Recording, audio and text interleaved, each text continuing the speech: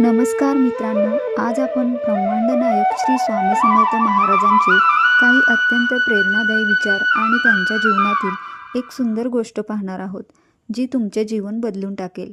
स्वामी समर्थांचे 5 महामंत्र आणि 5 विचार आहेत. त्यापैकी पहिला विचार आहे, भिवू नकोस, मी तुझ्या पाठीशी आहे.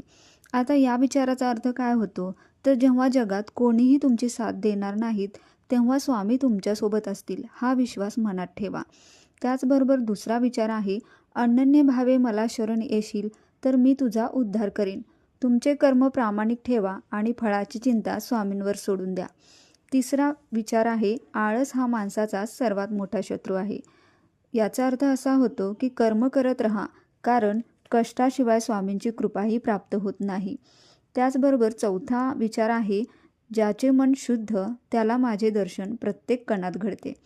आता याचा अर्थ काय होतो, तर मनात कोणाविषयी आकस किंवा कपट ठेवला नाही पाहिजे.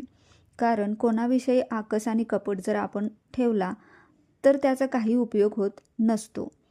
तर आज आपण काय करणार आहोत की अक्कलकोटमधली एक सुंदर अशी कथा आहे, म्हणजे अहंकाराचा नाश कसा करावा यावर सांगितलेली कथा आहे. तर ही कथा आज आपण ऐकणार आहोत. तर काय झालं होतं, एकदा अक्कलकोटमध्ये स्वामी समर्थांच्या दर्शनासाठी दूरवरून एक श्रीमंत सावकार आला. त्याला आपल्या श्रीमंतीचा आणि ज्ञानाचा मोठा अहंकार होता.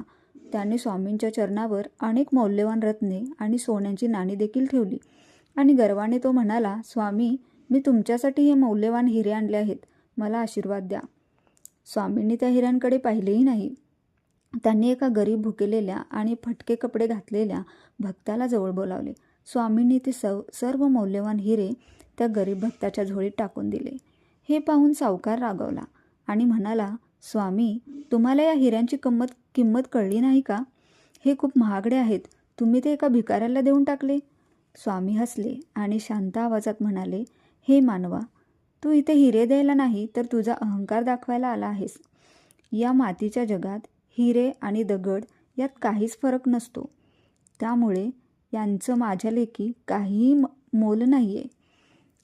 त्याचबरोबर स्वामींनी ते सर्व मौल्यवान हिरे त्या गरीब भक्ताच्या झोळीत टाकून दिले आणि मग स्वामी हसले आणि शांत आवाजात म्हणाले, स्वामी म्हणाले की मानवा, तुझा अहंकार हा तुझ्याजवळच ठेव, कारण मला तुझी संपत्ती नको, मला तुझा शुद्ध भाव हवा आहे.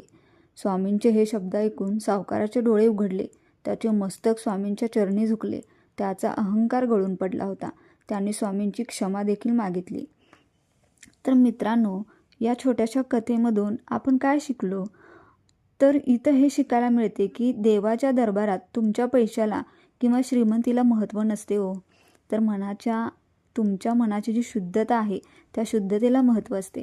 त्यामुळे मनात कधीही अहंकार ठेवू नका, कारण अहंकार हा माणसाचा घात करतो.